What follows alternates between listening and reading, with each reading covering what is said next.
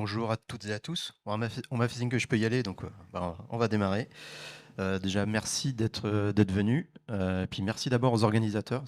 J'avais eu l'occasion de venir au Jug l'année dernière, ça m'a beaucoup plu et je suis très content de revenir. Euh, Puis merci de ne pas être allé à la plage, parce que c'est plutôt un temps aller à la plage, donc c'est sympa d'être venu.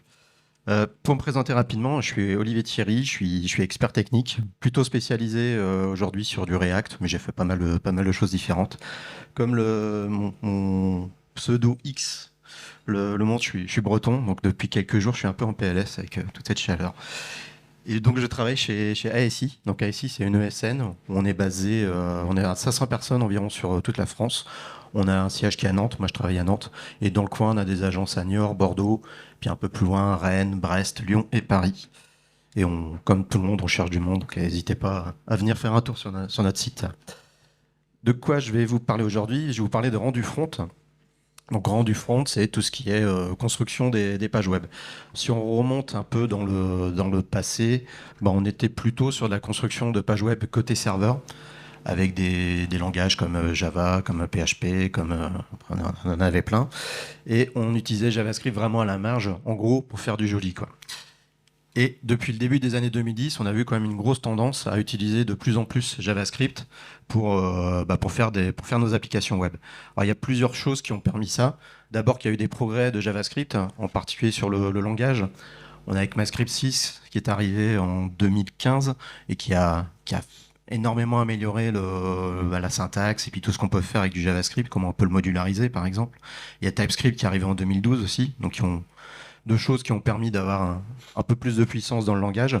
Et puis on a eu des performances côté client qui ont été grandement améliorées. Avant, on avait Internet Explorer. Chrome est arrivé et a donné un petit coup de boost en fait à JavaScript. Donc c'était en 2008. Autre point qui a favorisé en fait l'émergence de JavaScript, c'est qu'aujourd'hui avec Node.js qui est sorti en 2009, ça fait déjà presque 15 ans, on a pu faire du JavaScript côté serveur. On va voir pendant la conférence que ça a beaucoup changé de choses. Et puis il y a le côté APIisation des systèmes d'information, parce qu'aujourd'hui on n'imagine pas faire autre chose que de l'API pour exposer nos traitements métiers. Et ça va encourager en fait une séparation front et back, et donc encourager des langages spécifiques en fait pour faire du front. Donc on a eu beaucoup d'activités ces dernières années sur les modes de rendu front. Alors je ne sais pas si vous êtes un peu dans le milieu, mais du rendu côté client, on est passé au server-side rendering, on a du static site generation, on a du incremental static regeneration, l'architecture par ILO, server component, donc il y a plein de choses différentes. Il y a un peu de quoi se perdre. Moi, je m'y perds des fois.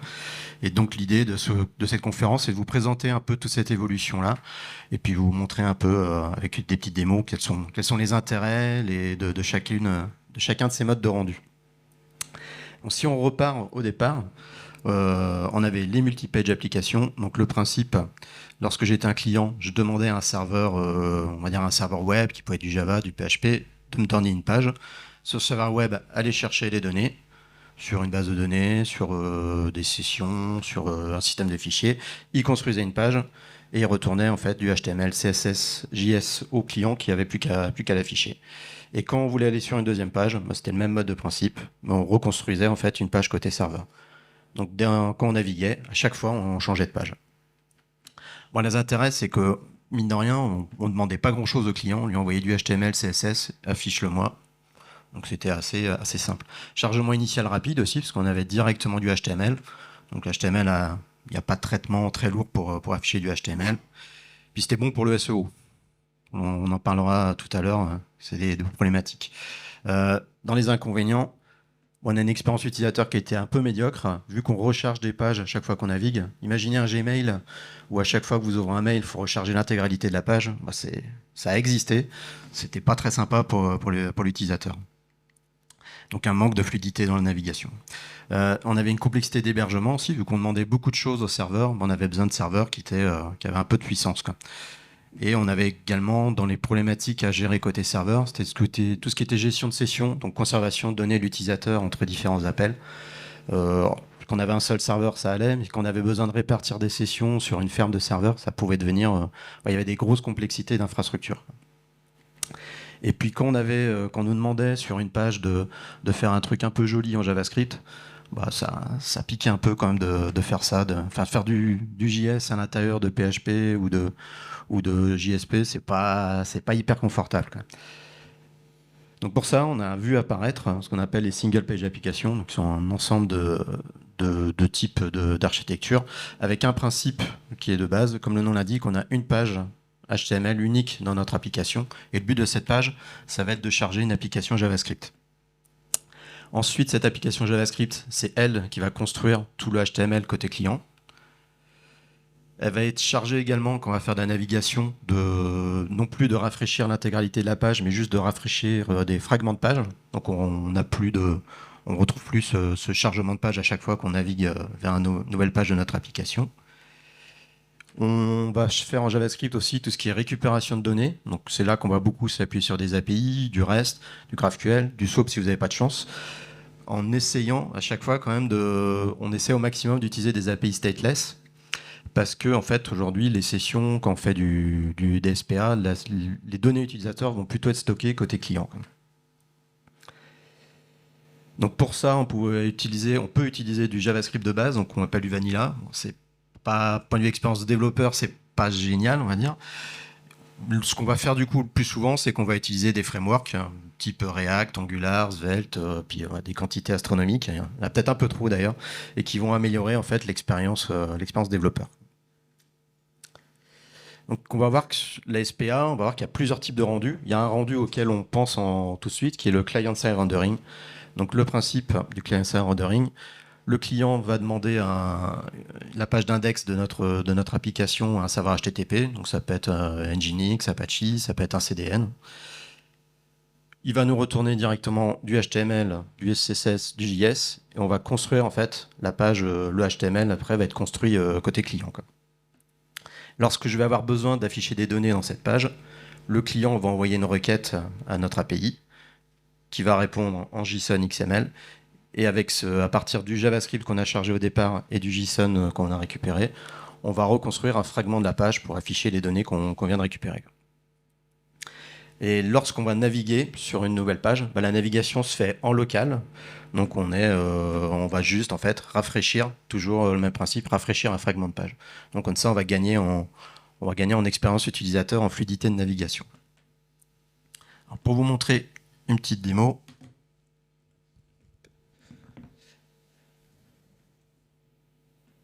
Ça s'affiche bien. Ça s'affiche bien, c'est bon. Donc dans toute la conf, je vais vous montrer une application qui est assez basique, qui permet d'afficher en fait une liste de films, les 20 films tendances. Je m'appuie sur l'API Movie Database.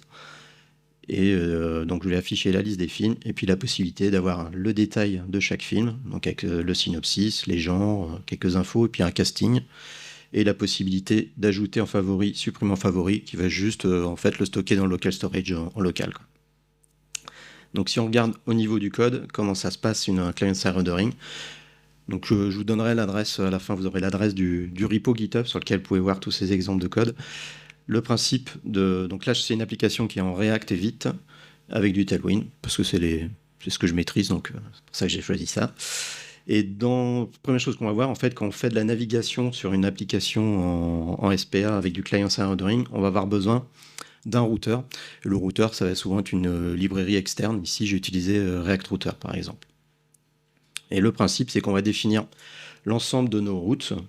Donc là, par exemple, j'ai une route Movies. J'ai une route Movies suivie d'un identifiant de film. Et je vais associer, en fait, un composant. Et ça va dépendre des frameworks, des librairies qu'on utilise. Ici, pour React Router, je peux lui donner une méthode qu'il va utiliser, en fait, pour charger les données. Si on regarde rapidement le Movies Loader, en fait, ça appelle un service de fetch qui va attaquer mon API. Donc si on regarde le détail d'un composant, on va récupérer à chaque fois la liste, on va récupérer en fait les données qu'on a chargées dans le loader, et puis on va construire, là je vais parcourir la liste de mes films, et puis pour chaque film afficher une carte et un lien vers la fiche de détail, quoi. Donc si vous avez déjà fait du front, vous n'êtes pas trop perdu, quoi.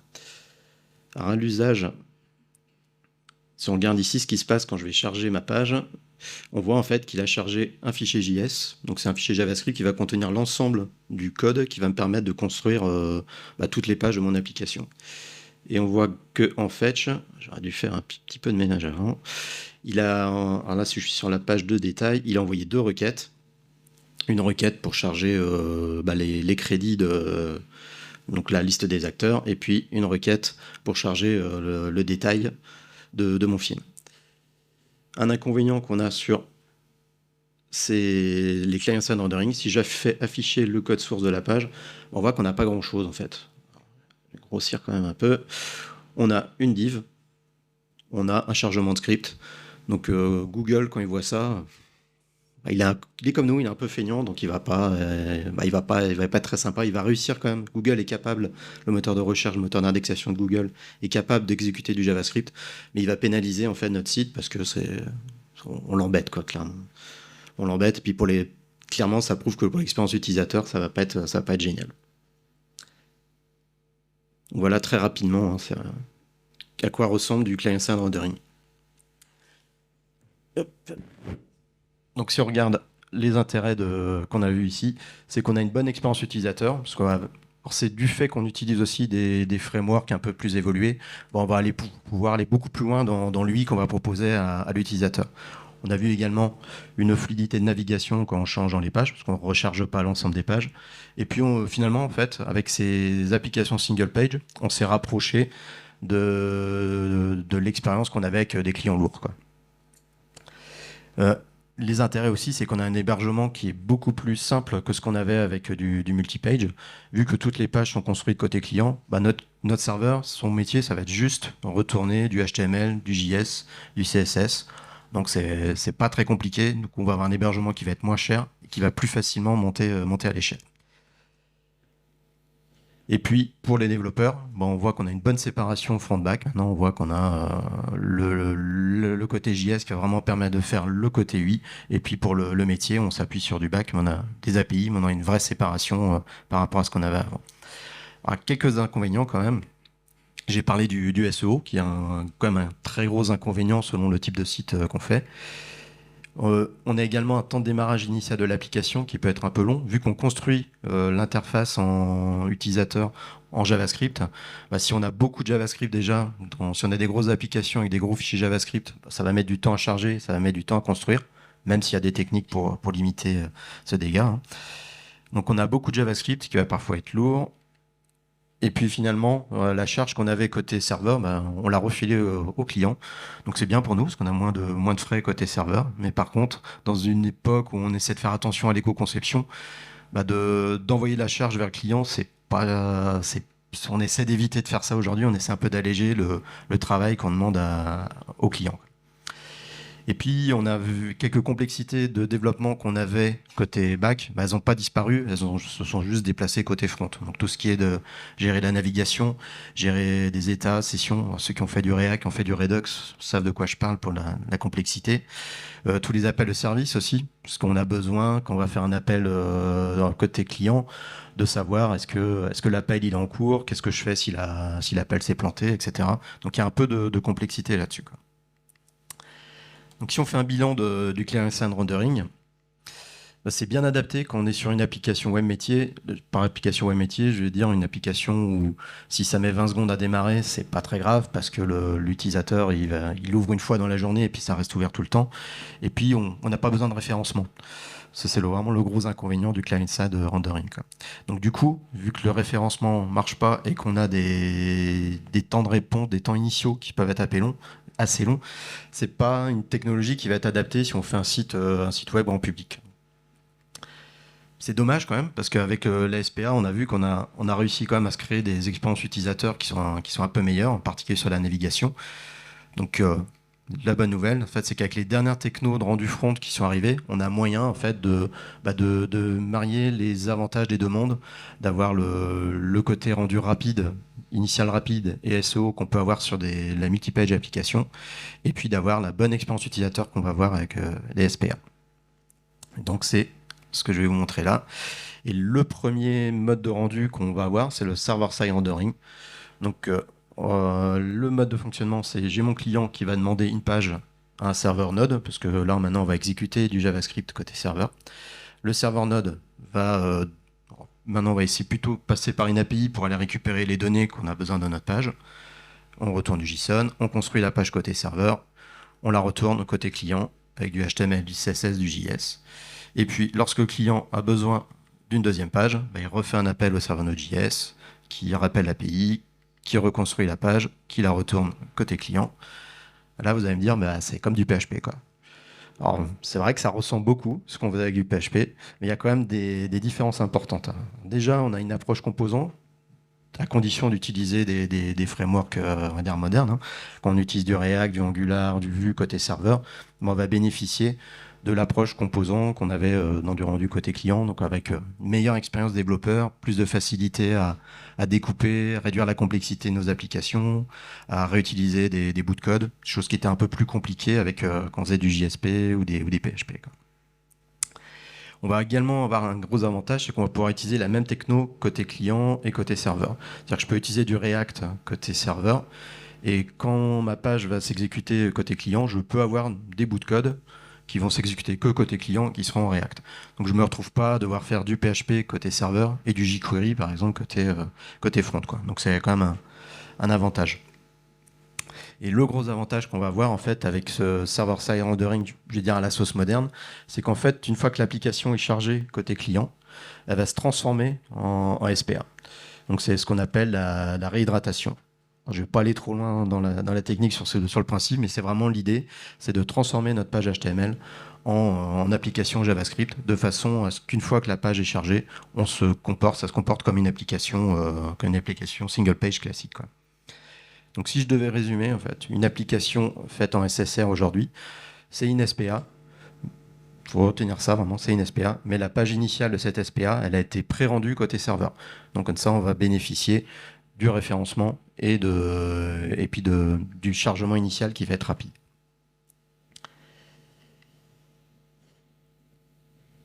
Donc si on regarde la partie réhydratation, en fait, ça va se passer lorsque je récupère ma page HTML CSS. Donc c'est ici que ça va se passer. Je vais avoir la réhydratation qui va se faire.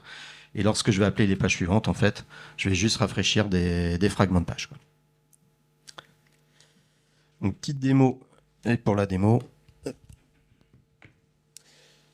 donc là je me suis appuyé sur Next.js. Je pense que vous avez sûrement entendu parler. C'est un framework qu'on entend beaucoup parler en ce moment. Le principe du server-side rendering, donc on va voir que la navigation se fait un peu comme on faisait avec du PHP, c'est-à-dire qu'on va avoir des répertoires, et ces répertoires vont construire en fait les segments de nos URL. Donc par exemple ici j'ai un répertoire movies et qui va correspondre à une URL /movies. Et à l'intérieur je vais avoir par exemple ma page d'index. Alors, si on regarde le code pur React en fait, on va voir qu'on a un code qui est quasiment identique à ce qu'on avait côté client, quoi, dans du client-side rendering. La différence qu'on va avoir, c'est qu'avec Next.js, par exemple, il va nous proposer en fait d'exporter une fonction getServerSideProps, et c'est cette fonction getServerSideProps qui, elle, va faire l'appel donc côté serveur, qui va s'exécuter côté serveur, et qui va faire l'appel de l'API pour récupérer la liste des films, et nous la passer ici dans les props de notre composant, qui va arriver ici, puis du coup après on se retrouve comme si on faisait du React classique, quoi. Donc on voit, point de vue complexité, développement, c'est pas fou, quoi. C'est pas très très complexe. Et si on voit sur la page de détail, on va avoir le même principe, donc toujours le composant comme on l'avait, quasiment identique à ce qu'on avait côté client, et puis la possibilité en fait ici avec le getServerSideProps de récupérer un film avec l'ID que j'aurais récupéré dans les paramètres et de le passer à mon composant pour qu'il affiche mon composant, quoi. Chose aussi, également qu'on a de possible avec le server-side rendering. Je vous ai parlé tout à l'heure de pouvoir exécuter du code React côté client. En fait, si on regarde mon favorite button ici, il s'appuie sur un hook. Si vous faites du React, vous savez ce que c'est un hook. Si vous n'en faites pas, vous savez pas. Et donc ce hook, on va voir en fait qu'il l'utilise, vu que dans notre code on va utiliser local storage. Local storage, ça n'existe pas côté serveur. Donc on va avoir besoin d'avoir une astuce en fait pour tester, pour vérifier en fait que le code qu'on exécute, il s'exécute bien, il va bien s'exécuter côté client. Donc ça peut être de tester par exemple que l'objet window existe. Si l'objet window existe, ça veut dire qu'on est sur du client. Ou alors, avec React, une possibilité qu'on a, c'est de dire que mon chargement des favoris depuis le local storage, je vais le faire dans un use effect. Et le use effect, vu que ça s'exécute pas côté serveur, c'est quelque chose qui va s'exécuter en fait une fois que le composant est rendu côté client, quoi. Donc ça va permettre d'exécuter ce code que côté client. Si on regarde à l'exécution, ce que ça va donner, donc je retourne sur ma page, je suis sur ma page d'index, et donc là on regarde ce qu'il y a dans le JS. On a récupéré tout un ensemble de fichiers JS qui vont correspondre en fait aux différents fichiers de l'application. Alors on en a plusieurs parce que Next.js il a découpé notre application en plusieurs fichiers pour des optimisations de chargement, pour de la réutilisation, etc. Par contre, si on regarde côté fetch, il n'y a rien. On n'a pas fait d'appel d'API, tout simplement parce que l'appel d'API, il est fait ici. C'est bien ici, il est fait, on le voit qu'il est fait côté serveur, quoi. Et autre chose qu'on peut regarder sur le server-side rendering, quand j'affiche le code source de la page, j'ai du beau HTML comme les moteurs de recherche vont l'aimer. Donc ça, c'est une page qui va pouvoir bien être prise en compte pour le référencement.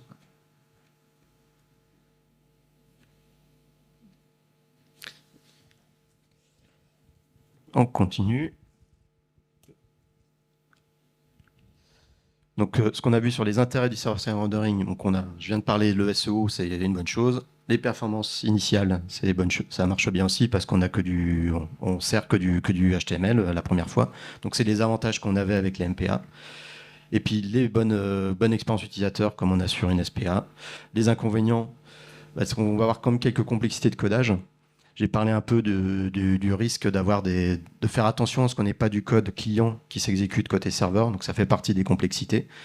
Et puis la réhydratation, je ne vais pas aller dans le détail, ça peut être un peu compliqué, mais l'idée de la réhydratation, c'est qu'on reçoit une page HTML, et quand on reconstruit cette page en JavaScript, finalement, il faut que le rendu soit identique. Sinon, Next.js, il est en PLS. Il ne peut pas faire le lien entre les deux, et donc il ne va pas réussir à en faire une single page, quoi. Donc ça nécessite quelques petites astuces, peut-être quelques points d'attention sur le codage. Un inconvénient qu'on va aussi avoir, c'est la compatibilité des librairies. Si vous avez une librairie qui en dur va chercher le local storage, elle ne marchera pas côté serveur, quoi. Bon, c'est de plus en plus rare maintenant d'avoir des librairies qui ne marchent pas côté serveur.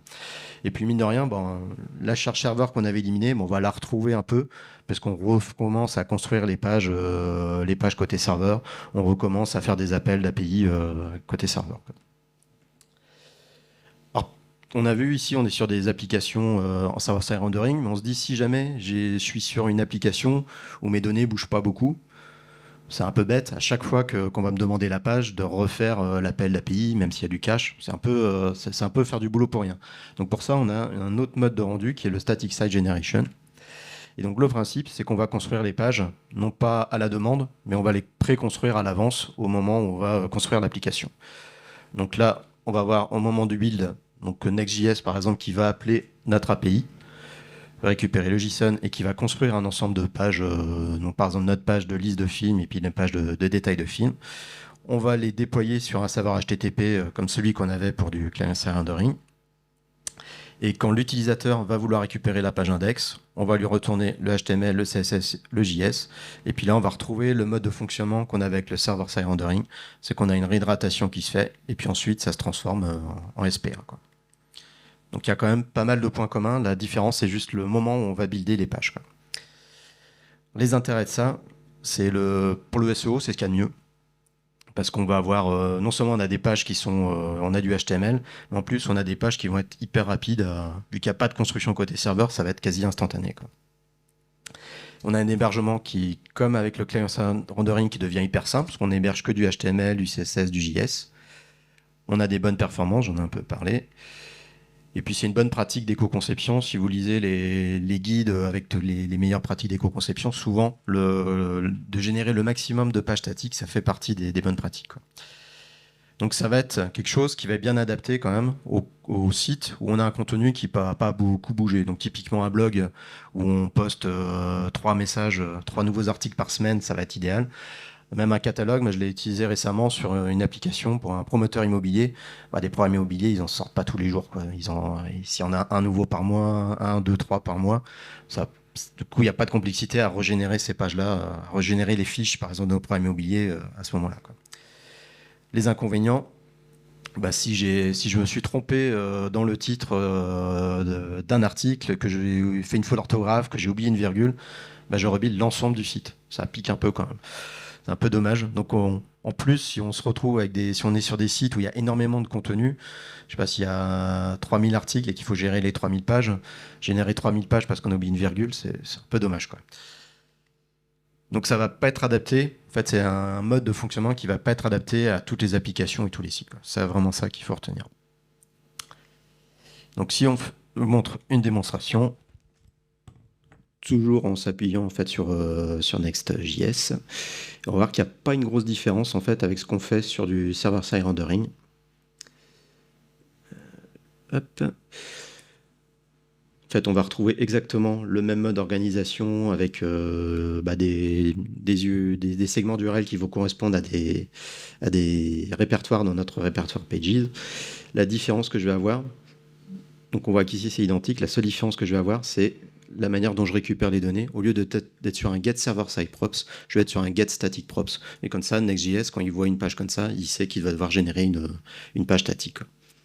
Et sur la page de détail, ça va être exactement la même chose, avec une nuance, c'est qu'on connaît pas, on a besoin, enfin, quand on fait de la construction à la demande, on n'a pas besoin de connaître à l'avance les pages qu'on va générer. Là, on a besoin de connaître les ID des films pour lesquels on va générer des pages de détail. Et donc pour ça, on a une autre méthode qui s'appelle getStaticPath, dans laquelle je vais récupérer mon ensemble de films et je vais lui donner en fait les URL des pages de détail que je vais devoir générer, quoi. Et derrière, après, ça repart sur le même principe ici, quoi. Si on regarde lors de la construction, alors j'espère que ça va être à peu près lisible. Donc lorsque je fais un build de mon application, on va voir qu'il va faire les appels de service REST. Donc on voit tous les appels de service qui sont ici. Et puis à la fin, on voit qu'il a construit notre page des disques de films et puis les pages de détail à chaque fois, quoi.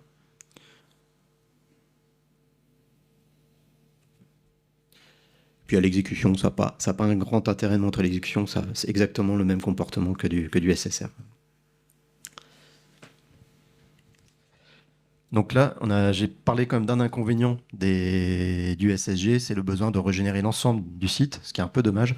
Donc pour ça, on a ce qu'on appelle l'incremental static regeneration, qui n'est pas proposé par tous les frameworks, qui est proposé par Next.js. Donc au début, le principe, c'est exactement le même. On construit des pages statiques, on les déploie sur un serveur Node. L'important, c'est plus un serveur HTTP, c'est un serveur Node. Et lorsque le client va demander une page sur son serveur Node, on va vérifier, nous, est-ce que la page que j'ai, elle a besoin d'être rafraîchie. On va voir quels peuvent être les critères derrière. Et si elle a besoin d'être rafraîchie, on va demander à notre système de build de régénérer cette page. Et puis, on va retrouver la même organisation. On va appeler l'API, récupérer JSON, reconstruire la page et la redéployer sur le serveur Node, mais on redéploie de manière unitaire. On n'aurait pas pu l'ensemble du site, mais c'est vraiment une page, quoi. Hop. Donc finalement, ce incremental static regeneration, c'est juste une optimisation du SSG. Donc on génère toujours, dans un premier temps, toutes les pages au build, on va toujours générer des pages statiques. Par contre, lorsqu'on a besoin de modifier juste une page, on va pouvoir le faire de manière individuelle et non plus de devoir tout régénérer, quoi. Donc il y a deux manières de le faire. Soit c'est de manière périodique. Je dis que ma page elle a une durée d'expiration qui va être de 30 minutes. Donc si au bout de 30 minutes, on m'a pas redemandé cette page, je vais la régénérer. Puis il y a une autre manière de faire aussi, qui est de fonctionner par des hooks. Je peux avoir par exemple sur un hook de création d'un article dans un CMS, je peux déclencher le build d'une page côté Next.js, quoi, en appelant une API de Next.js, quoi. Donc pour la démo, là, ça va être très rapide, parce que c'est toujours pareil, c'est exactement le même mode de fonctionnement. Il y a juste une petite différence, c'est que quand je suis en incremental static regeneration, je vais pouvoir indiquer en fait dans ma page, quand je récupère les données, en fait, je vais avoir un paramètre, par exemple ici revalidate, qui me permet de dire, bah, là, toutes les 30 secondes, ma page elle expire, donc il faudra la régénérer toutes les 30 secondes. Alors 30 secondes c'est court, mais c'est pour la démo. Et sinon, on est exactement sur le même mode de fonctionnement, donc je vais pas aller plus loin sur cette démo-là, quoi. Donc, moi, souvent, ce que je fais sur des applications, si on a vu les différents types de modes de rendu, on voit qu'ils ont chacun leurs inconvénients, leurs avantages. Moi, c'est que j'essaie de mélanger les modes de rendu. Si on revoit, si on imagine notre application de film, je vais par exemple estimer que la page Home où je vais afficher les 20 films tendances, bah, la tendance, elle va bouger régulièrement. Donc, je peux faire ça en SSR. Par contre, mes pages de détail, mon détail de film, il va pas. Normalement, la liste des acteurs du film, une fois que le film est sorti, ça bouge plus, quoi. Donc ces pages-là, on va pouvoir les générer de manière statique et faire des liens depuis notre page home vers ces pages statiques. Si j'ai besoin d'un écran de recherche, dans mon écran de recherche, je vais avoir des filtres qui vont être par exemple les genres. Les genres, ça va pas bouger. Je peux avoir, je sais pas, le pays où le film a été produit. Pareil, ça va pas bouger. Donc tous ces formulaires de recherche, finalement, je peux le faire en mode statique. Par contre, quand je vais vouloir faire vraiment ma recherche, je vais avoir une action qui va se faire du coup côté client. Et donc là, je vais avoir du client-side rendering juste pour ce composant-là, qui va me permettre d'appeler l'API, de construire ma liste de résultats côté front, avec un lien quand même vers ce qui a été produit en SSG pour avoir le détail de chaque film, quoi. Donc un- ça avait permis par exemple avec Node.js de pouvoir mélanger comme ça tous les modes de rendu. Par contre, ça veut dire qu'on fait de l'hébergement Node.js, on peut plus faire de l'hébergement juste HTTP, quoi. Web, HTTP. Un petit tour comme ça des solutions, des principales solutions qu'on va trouver. On voit qu'il y en a chaque écosystème front a sa solution. Dans l'écosystème React, il y a Next.js qui vraiment est dominant. Il y a Gatsby qui tournait bien il y a quelques années puis qui flanche un peu. Next.js a vraiment pris le dessus. On verra entre autres pourquoi tout à l'heure. Dans Vue, on a Next, Svelte, il y a SvelteKit, Angular, c'est analogue. Et donc c'est des frameworks qui ont leurs différences, mais qui se ressemblent quand même sur ce principe de SSR, de SSG.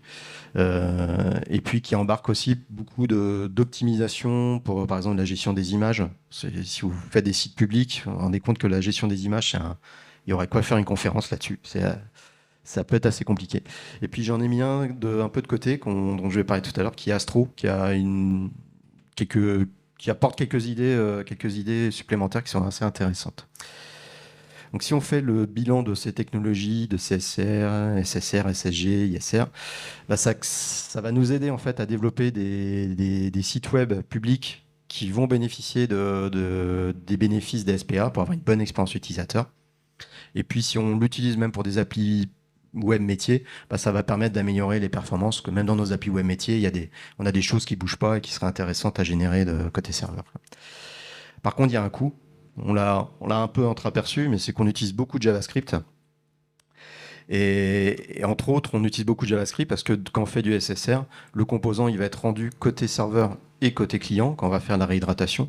Donc toutes les librairies doivent être utilisées à la fois côté serveur et côté client. Donc si vous avez le malheur d'utiliser, je sais pas, Moment.js côté serveur, va falloir l'embarquer côté client avec le poids qui va avec. N'utilisez plus Moment.js, c'est partez. Et puis ce qu'on va avoir aussi comme défaut, c'est tout ce qui est réhydratation. La réhydratation, ça veut dire que lorsqu'on va charger la page, on a un traitement JavaScript qui se fait, et pendant ce traitement JavaScript, bah, la page elle n'est pas réactive. Donc ça peut, je ne sais plus c'est quoi le KPI qu'on a dans les outils Chrome, mais il y en a un qui est pas bon avec ce mode de fonctionnement, quoi. Donc pour ça, on va avoir je vais vous montrer deux types d'architectures qui sont apparus, dont j'ai parlé d'Astro, et donc un qui vient d'Astro, donc qui est Islands d'architecture, donc l'architecture par îlot. Le principe, c'est que par défaut, on considère que tous les composants sont statiques, donc ils sont rendus côté serveur. Donc je vais avoir dans ma page, je vais avoir plein de composants qui sont statiques, qui bougeront jamais, pour lesquels j'aurai zéro JavaScript. Et puis, je vais avoir des composants qui vont être dynamiques. Donc, je sais que c'est des composants qui vont s'exécuter côté client. Et ceux qui vont s'exécuter côté client vont être pré-rendus côté serveur, comme on le fait pour les pages en SSR ou en SSG. Mais il y aura une réhydratation partielle uniquement sur ces composants-là. Donc, au lieu de réhydrater l'ensemble de la page, je vais uniquement réhydrater les composants dans lesquels j'ai du JavaScript qui s'exécute côté client. Et puis seuls ces composants clients ont besoin de JavaScript, c'est-à-dire que pour les autres, j'ai zéro JavaScript. Donc si j'ai une page, si je génère avec Astro un site sur lequel j'ai pas besoin de JavaScript côté client, bah, j'aurai zéro JavaScript chargé. Donc c'est vraiment la raison d'être d'Astro, c'est éliminer le maximum de JavaScript. Petite démo rapide.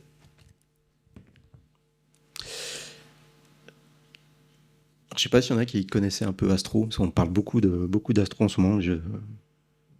Ça m'ouvre plein de perspectives Astro, je trouve. Donc on va voir que ça ressemble quand même beaucoup à ce qu'on a avec Next.js, c'est-à-dire qu'on a toujours cette organisation au répertoire qui vont correspondre à des URL, ça. Et lorsqu'on a la page d'index, bah, la syntaxe va être un peu différente, mais c'est le même principe. On lance une requête pour récupérer les films, et puis cette requête, on la met dans une variable qui va être utilisée dans la construction de notre page, quoi. Donc l'intérêt qu'on voit quand même, c'est qu'il y a, pour ceux qui ont fait du React, on peut utiliser class, on n'est plus obligé d'utiliser class name, c'est génial. Et sur le détail, on va avoir le même principe. Je vais récupérer ici le params ID, donc l'ID qui est dans mon URL, et je vais fetcher juste ce film-là pour le passer à mon composant. Et de la même manière que j'avais besoin, là j'ai utilisé Astro pour générer des pages statiques, donc je vais avoir, de la même manière qu'on avait besoin de ça sur le SSG, je vais avoir besoin de lui indiquer les identifiants des films pour lesquels je vais générer mes pages de détail. Donc c'est exactement le même mode de fonctionnement ici. Petite subtilité qu'on va avoir aussi, j'avais parlé d'un composant favorite button qui permet de mettre notre film dans les favoris dans local storage. Donc ça peut s'exécuter uniquement côté client. Et la manière dont on le fait avec Astro, c'est hyper simple en fait. On a juste à mettre un attribut client only. Il y en a plusieurs autres attributs comme ça pour aller un peu plus subtilement dans ce qu'on veut faire. Mais là, ça veut dire que ce composant-là, il s'exécutera que côté client, donc il ne s'exécutera pas côté serveur, quoi. Et puis sinon, on voit que c'est exactement le même mode de fonctionnement. Un truc intéressant aussi avec Astro, c'est là, Astro, il a son propre langage, mais si je regarde mon favorite button, c'est du React. Et donc je peux mélanger dans une même application des composants qui sont faits en React, en Vue, dans une même page, avoir des composants faits en React, en Vue, en Angular et en Astro. Et moi, ça m'ouvre des perspectives sur les micro-frontends. Quand j'entends ça, je me dis, bah tiens, il y a peut-être quelque chose à faire là-dessus, quoi. Mais je recommande de jeter un œil à Astro, c'est assez prometteur. Donc si on fait un résumé des intérêts de Highlands Architecture, c'est qu'on va se passer au maximum de JavaScript, voire pas du tout de JavaScript si on n'en a pas besoin. On va du coup réduire l'impact de la réhydratation, parce qu'on ne fait plus la réhydratation par page, mais uniquement sur les composants qui en ont besoin. Et donc ça va être très bien adapté aussi avec beaucoup de contenu statique. Et du coup, moi je me pose la question de l'intérêt du coup de faire du SSG avec Next.js, avec ce genre d'outils, quoi. On verra, il y a quand même un petit intérêt. Les inconvénients, on est quelque chose qui est encore jeune. Alors, ils viennent de sortir la version 3.0, mais ça fait depuis quelques mois seulement qu'il y a beaucoup d'effervescence autour d'Astro. Donc je pense qu'il y a encore quelques écueils dont on ne s'est pas rendu compte. Et puis, le principal inconvénient pour moi, c'est que ce qu'on génère n'est pas une SPA. Vu qu'il n'y a pas de JavaScript par défaut, ça veut dire que c'est pas une SPA. Donc on pourrait retrouver à nouveau avoir des lenteurs quand on va naviguer entre les pages. La bonne nouvelle, c'est qu'il y a, je ne sais pas si vous avez entendu parler c'est la Vue Transitions API qui vient de sortir, qui a été proposée par Google il y a quelques mois, et Astro l'a intégré, et donc ça permet de pouvoir faire des animations de navigation de pages sans avoir de JavaScript. Donc on va retrouver, sans avoir besoin de pousser du JavaScript, à pouvoir avoir des animations fluides de navigation entre les pages. Il y a quelques démos qui sont mis sur le web, c'est assez impressionnant. Donc ça, c'était pour Astro. Et le deuxième architecture qui vise un peu à réduire ces impacts du JavaScript, c'est avec les React Server Components. Donc, comme le nom l'indique, c'est du React. Et donc, c'est une nouvelle manière de construire les applications React.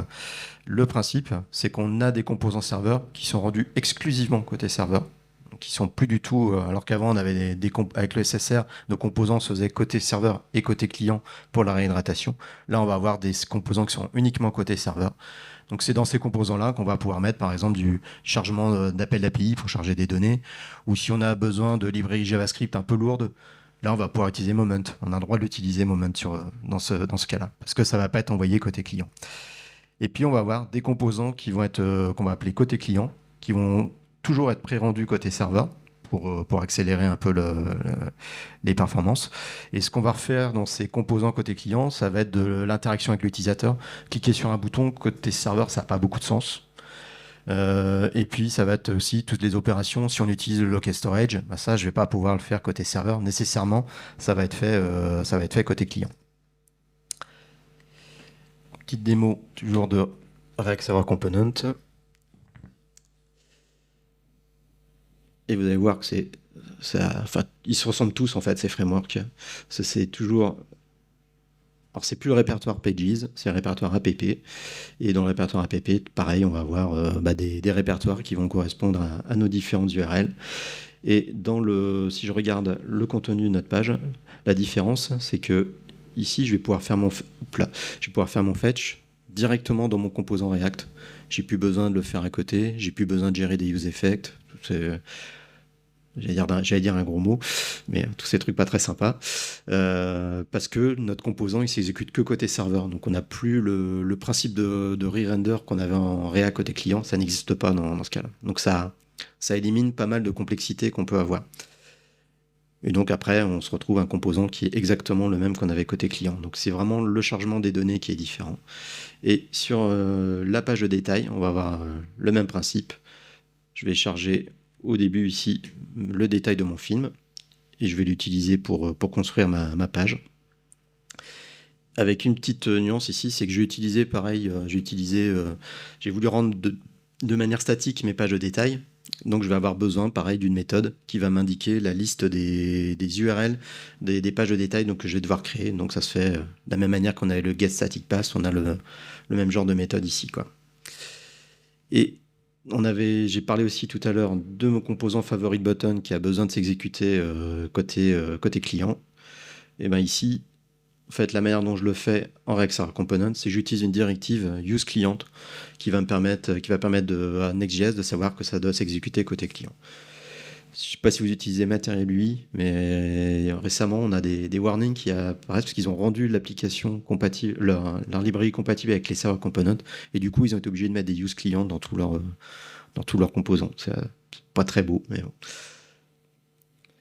Moi, l'exécution, je ne vais pas vous montrer parce que c'est exactement pareil. Vous pourrez jouer avec chez vous quand vous aurez le repo. Donc les intérêts qu'on a vus de ces serveurs components, c'est pour voir tous les traitements coûteux, donc chargement de données, tous les calculs. On va pouvoir maintenant les restreindre, faire uniquement côté serveur. On va pouvoir réduire du coup le JavaScript qui va être envoyé au client. Alors, on n'a pas zéro JavaScript parce qu'on est quand même dans le mode, on est toujours sur une SPA, donc on a besoin d'un minimum de JavaScript pour pouvoir faire de la navigation en mode SPA. On va réhydrater uniquement les composants clients, un peu comme ce qu'on fait avec Astro. Et puis l'intérêt, c'est dans une même page, c'est pouvoir mélanger différents types de composants. Donc on a beaucoup de puissance en fait avec cet outil-là. Et on a une bonne expérience développeur. Alors moi, j'ai pas encore beaucoup travaillé avec les server components, mais j'ai un collègue où j'ai pas mal sollicité parce qu'il travaille dessus en ce moment et en expérience développeur, il dit qu'il s'éclate, quoi. C'est hyper bien pensé, ça simplifie beaucoup de choses, donc c'est une bonne expérience développeur. Donc finalement, ce même, en fait, je trouve qu'il résume un peu ce que font les serveurs components. C'est en fait, ça va remplacer tout ce qu'on avait comme mode de rendu dans React. Maintenant, on va utiliser server component. On n'a plus besoin de les SSG, SSR. Ça n'a plus trop de sens, quoi. Alors, il y a quand même quelques inconvénients. Pareil, on est sur une technologie jeune. La spec, elle a été faite, je crois que c'était fin 2020 par l'équipe core de React. Et aujourd'hui, il y a un seul framework qui sait faire du server component, c'est Next.js. Parce que ça, a priori, il y a pas mal de complexité quand même derrière pour les frameworks. Donc il n'y a que Next.js qui le fait et est officiellement acceptable pour la prod depuis le printemps. Donc c'est tout neuf, quoi. Mais ça marche plutôt bien. Dans ce qu'on a vu, ça marche vraiment bien. Je vous ai parlé tout à l'heure des use clients qu'on a dans Material UI. On peut avoir des problèmes de compatibilité des librairies. Et de la même manière aussi qu'on avait avec le SSR, si on a une librairie qui utilise directement local storage, côté serveur, ça ne marchera pas mieux, quoi. Et puis mine de rien, on peut avoir un risque de complexité architecturale, parce qu'on va devoir réfléchir à quel composant je vais rendre côté client, quel composant je vais rendre côté serveur. C'est pas toujours simple. Et puis, il y a des complexités aussi sur l'imbrication, parce qu'on peut imbriquer des composants clients dans des composants serveurs et des composants serveurs dans des composants clients, mais avec quelques petites nuances et des trucs qui sont pas toujours très...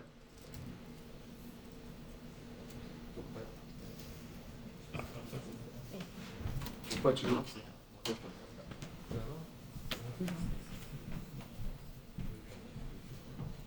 Se passer bien.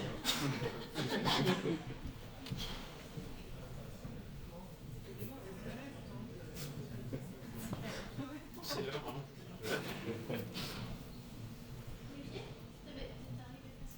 Presque à la fin. Je vais parler fort. J'avais juste la conclusion. C'est que les SPA, ça a quand même été une vraie avancée pour les utilisateurs et les développeurs. Mais on est sans doute, comme souvent, avec des technologies récentes comme ça, on est allé trop loin. On a voulu mettre du rendu côté client partout. Et du coup, on a embarqué beaucoup de JavaScript côté client. Donc aujourd'hui, on voit une tendance à revenir vers le rendu côté serveur, mais plus à la façon de PHP et JSP. C'est qu'on a maintenant des outils modernes, Next.js par exemple, qui sont vraiment dédiés au développement front et qui vont permettre d'avoir une expérience développeur qui est bien plus sympa que ce qu'on avait avant, et puis d'avoir une expérience utilisateur qui est vraiment notable. Voilà la conclusion. Quelques liens, j'ai un QR code pour récupérer les slides, et puis les liens vers les différents frameworks dont je vous ai parlé, en particulier Next et Astro. Ça, j'ai terminé.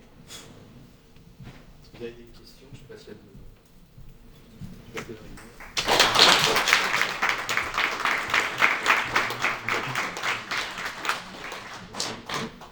sinon, ça pourra des questions. Ouais. Dans la présentation, tu as dit on peut parler après de ce qui arrive à Gatsby.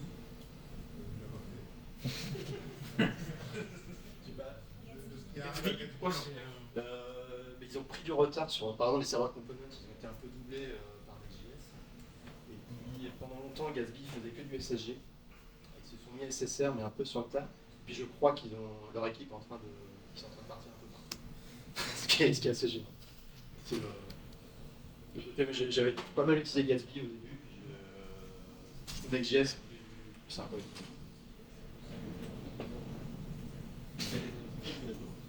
J'ai pas trop compris pourquoi il y avait de l'hydratation dans le SSG. C'est le même principe que pour transformer ta page en SPA, tu es obligé de faire la migration. Ah, c'est sur SPA là. Ouais, c'est toujours une SPA. Dans tous les cas, que ce soit du SSG, du SSR, du SR, du Direct Server Component, à la fin tu as une SPA. Avec une page initiale qui est faite de ça. J'ai juste une question par rapport à la. Quand on fait du SSR ou du SSG, surtout du SSR, qu'on a un backend Java par exemple. On peut avoir un backend Node, un backend Java. Comment Il n'y a aucun problème. Ou alors tu veux dire construire tes pages en Java. Ouais, comment on pourrait faire en fait pour pas avoir deux backends, un Node et un Java pour faire du SSR?